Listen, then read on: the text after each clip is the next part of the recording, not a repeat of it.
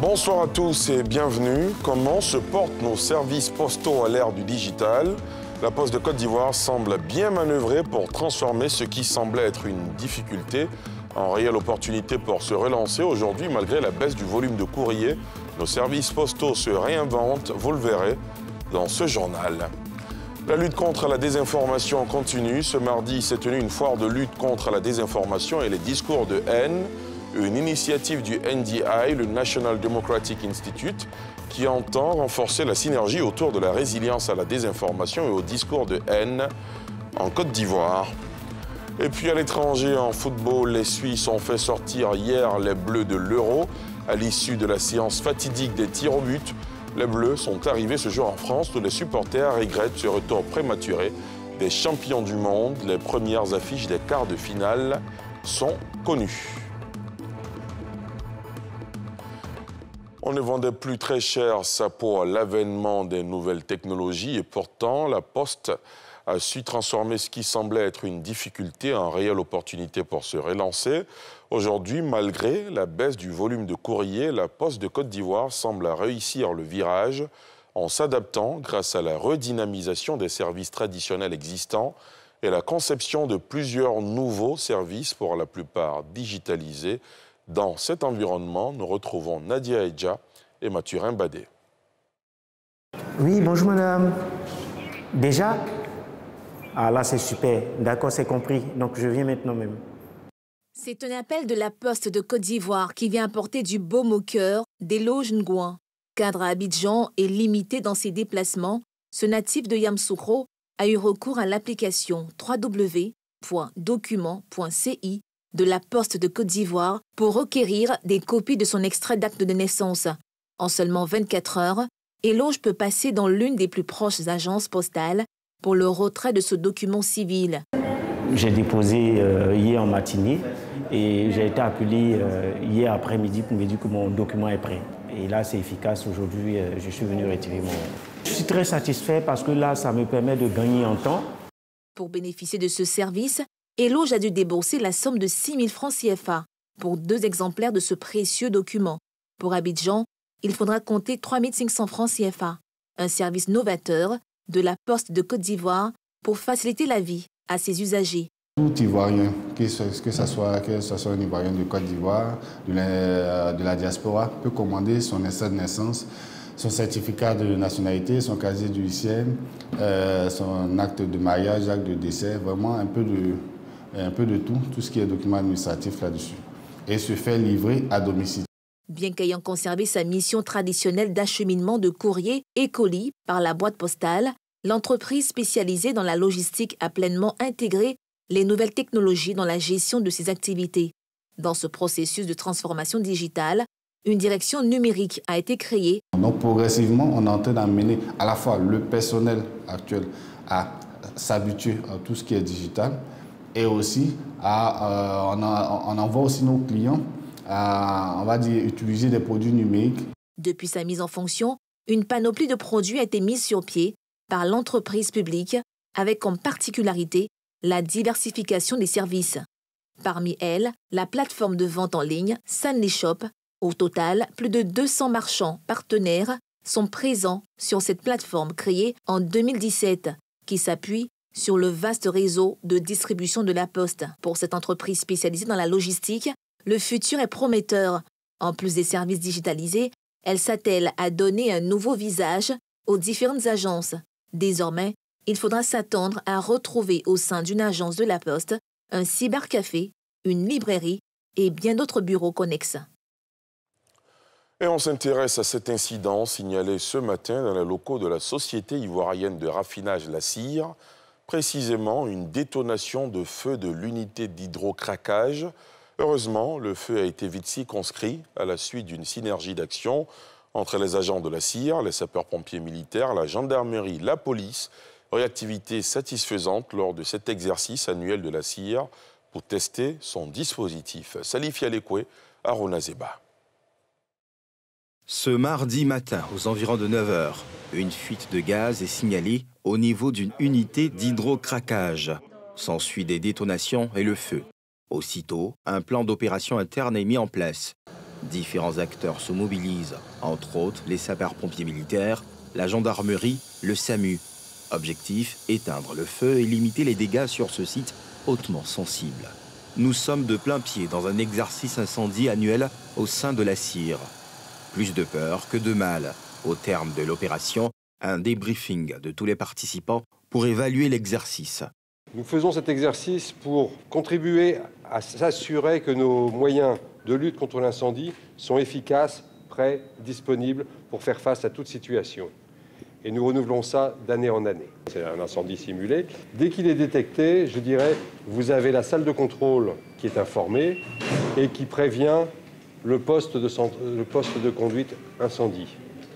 Et donc, ce poste central incendie mobilise très rapidement les membres importants du plan d'opération interne, où sont regroupés, je dirais, les intervenants, les responsables des intervenants, donc notamment du personnel de la CIR, mais aussi du GSPM, mais aussi de la gendarmerie, mais aussi des pompiers du port. C'est un outil très stratégique pour le pays. La CIR fournit du carburant, le super, le gasoil et du butane pour les ménages, pour les industriels.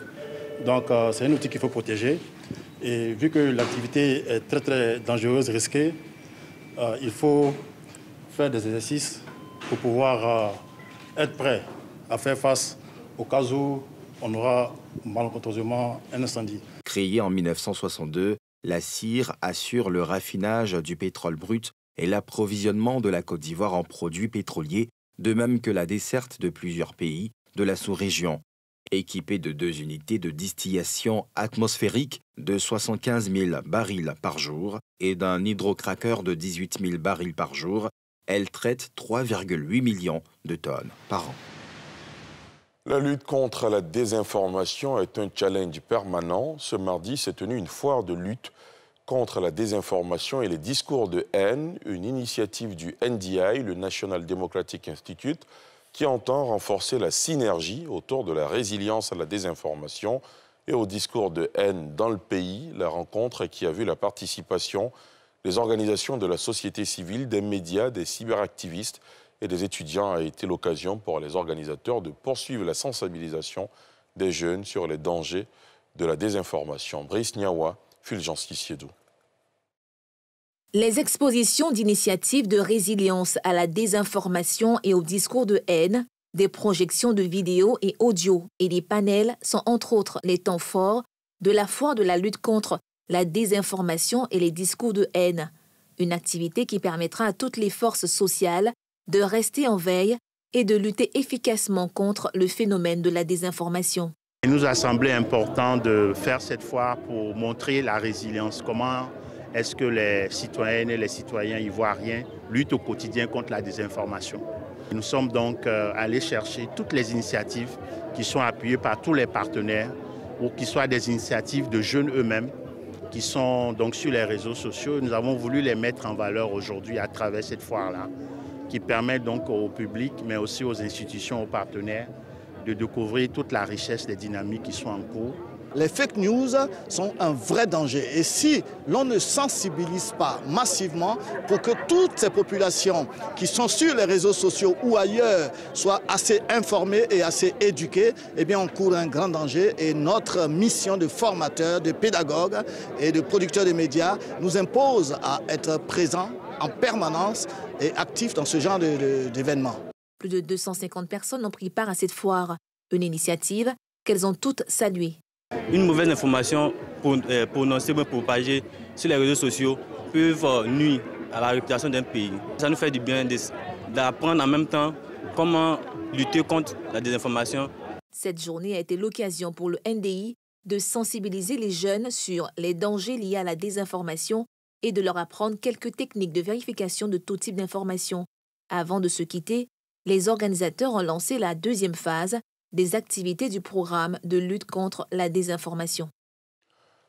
La Mutuelle Générale des Fonctionnaires de Côte d'Ivoire, MUGEFSI, vient d'inaugurer au plateau un bâtiment R+4 devant servir de siège à cette institution sociale. Elle vient apporter de meilleures conditions de travail et d'accueil pour les membres de l'organisation. L'immeuble a été baptisé du nom de l'ex-président du conseil d'administration de l'organisation, Feu Adiko Niamke, qui a été de tous les combats dans l'acquisition de cet édifice. Les précisions de Nadia Eidja et Harouna Zeba. Poursuivre la mission sociale que s'est assignée la Mutuelle Générale des Fonctionnaires de Côte d'Ivoire, MUGEFSI. C'est à cela que va contribuer l'acquisition de ce bâtiment R+4 situé en plein cœur de la commune du Plateau. De nouveaux locaux qui permettront d'offrir de meilleures conditions de travail et d'accroître les capacités fonctionnelles de la mutuelle. Le volume d'activité s'étant accru, nos locaux sont devenus exigus. Avec ce nouvel immeuble, non seulement la MUGEFSI va offrir aux mutualistes de meilleures conditions d'accueil et de travail, mais aussi permettre à la mutuelle d'accroître ses ressources par la mise en location de certains bureaux. Le nouveau siège de la MUGEFSI a été baptisé immeuble Adiko Niamke, conformément à la résolution de l'Assemblée générale du 22 décembre 2020 et en hommage à l'ex-président du conseil d'administration Adiko Niamke, Hyacinthe. Nous vous disons merci pour votre générosité à être dans la célébration de la mémoire. Nous vous disons merci pour votre geste de grandeur qui installe notre père, le père du syndicalisme de participation responsable, que dis-je, Adiko Niamke Hyacinthe, dans l'éternité. La MUGEFSI a été portée sur les fonds baptismaux en 1973 par l'UGTCI et était connue sous la dénomination de MUGEFA. C'est à l'Assemblée générale extraordinaire de 1989 que la mutuelle devient MUGEFSI avec une nouvelle vision. Les innovations du droit de la famille, regard croisé d'une juriste et d'un sociologue, une question traitée au cours d'une conférence publique animée conjointement par le professeur Jacqueline Loès-Oble et le professeur Kwaku Nguessan-François, respectivement agrégés en droit privé et sociologue anthropologue. Ils sont tous les deux membres de l'Académie des sciences, des arts, des cultures d'Afrique et des diasporas africaines, ASCAD. On fait le point avec Jean-Michel Quadio et Mathurin Badet. Les innovations du droit de la famille. Telle est la thématique de la grande conférence de l'Académie des sciences, des arts, des cultures d'Afrique et des diasporas africaines. À cette tribune, un regard du sociologue François Kwaku Nguessan et le professeur Jacqueline Oble pour l'aspect juridique. Selon le sociologue, il est important d'inciter les populations à mieux appréhender les lois. Dans une république, il y a des lois. Et tous les citoyens doivent adhérer aux lois. Il y a ces traditions de nos cultures qui sont encore tenaces. Mais il faut considérer que nous allons évoluer progressivement vers l'application de ces lois. Professeur Jacqueline Oble plaide également pour une vulgarisation des lois concernant le mariage. À cet effet, elle lance un appel à la société civile. En matière de mariage, ce qui est important, c'est l'instauration des conventions matrimoniales. Il faut que cette loi-là soit vulgarisée.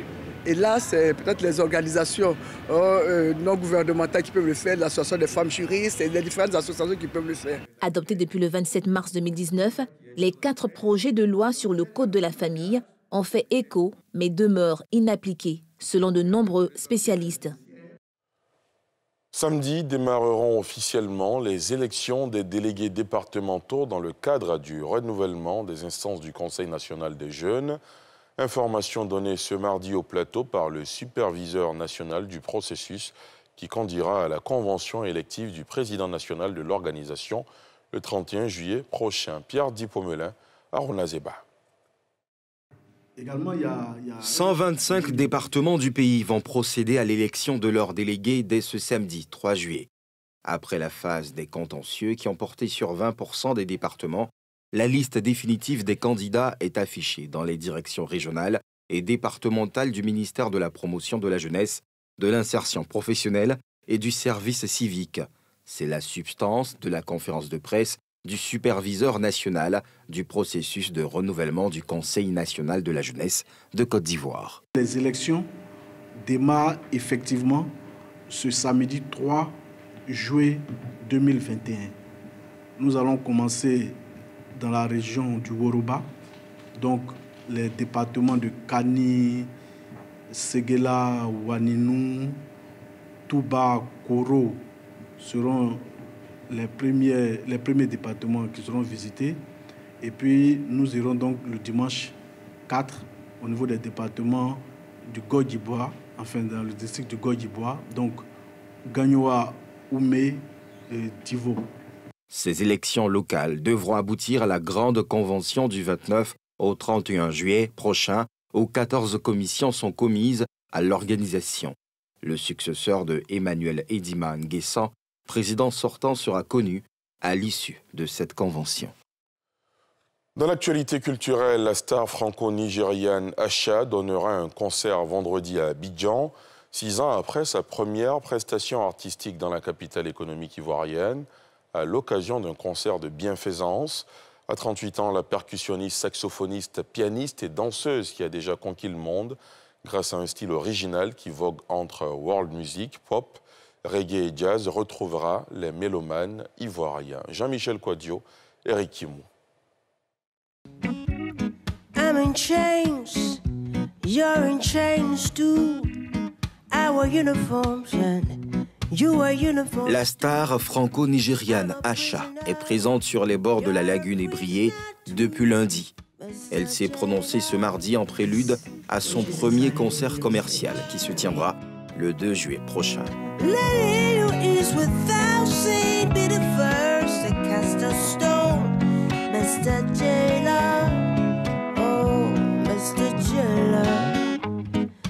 Après tous ses exploits sur la scène européenne, elle a choisi de poser cette fois-ci ses bagages sur la terre des Burnis. Chanter, ce n'est pas toujours la même chose. C'est toujours impressionnant. Les gens viennent et ils vivent quelque chose de passionnant. C'est toujours un plaisir d'être là.